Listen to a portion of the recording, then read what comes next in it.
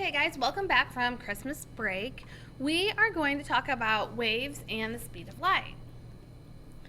So a transverse wave is a wave that has direction of motion that is vertical. Water is an example. If you can picture waves in an ocean, that would be an example of a transverse wave. So take a minute now to label all the different parts on your paper. So you're going to have a crest. A crest is the top part of the wave. Likewise, you're going to have a trough, and the trough is the bottom part of your wave, the bottommost part. The origin is the line that runs through the middle.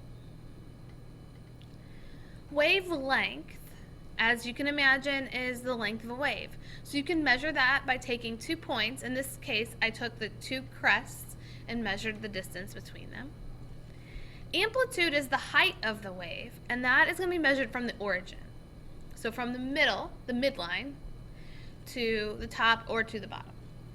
Wavelength, again, is the distance between 2 points on a wave. They're in the same spot.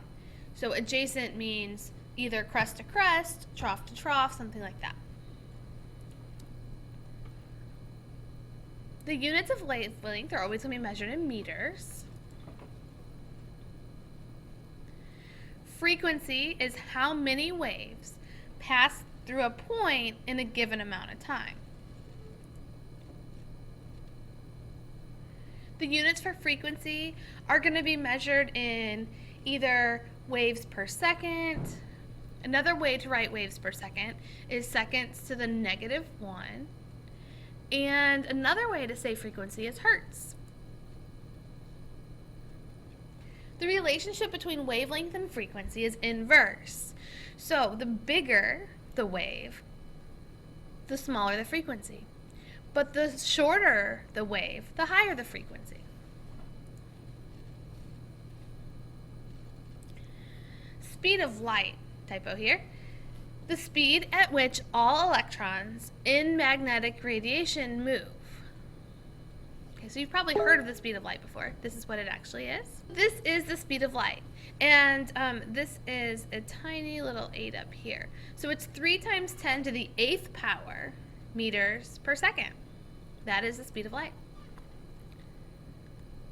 Units for speed of light are going to be meters per second or meters per hertz.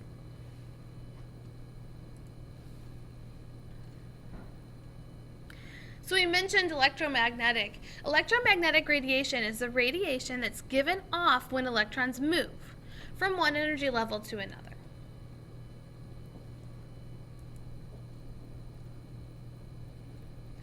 We have something called the electromagnetic spectrum. This is the range of radiation that moves at the speed of light. In your textbook, page 20, they have this, but things that are in the electromagnetic spectrum are things that you've heard about before. Radio waves, microwaves, infrared waves, visible light, UV light, X-rays, gamma rays.